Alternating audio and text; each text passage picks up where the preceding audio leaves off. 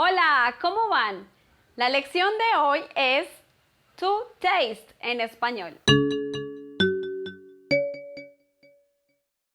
There are three ways to translate to taste en español. La primera opción es, the first option is probar. Probar is to try, meaning taste something, like food. Por ejemplo, yo siempre pruebo la comida local. With the verb probar, you have a noun. Usually the students confuse this probar with intentar and tratar. Pero, intentar y tratar necesita un verbo. Probar, no. Continuemos con saber. Saber means to taste, but this is when we are talking about the flavor of the food.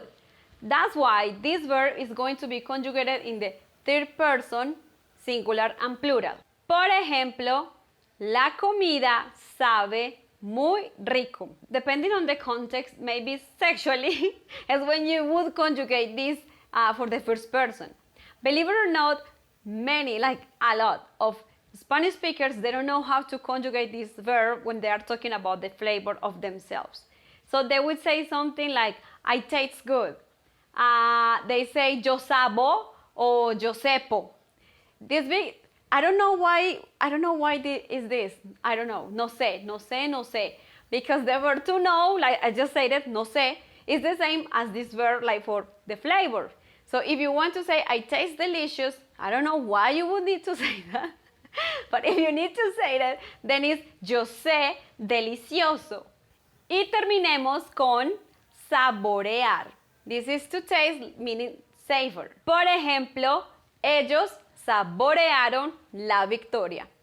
This can be used as well with food. Por ejemplo, cuando yo como, me gusta saborear la comida. Me gusta sentir los sabores.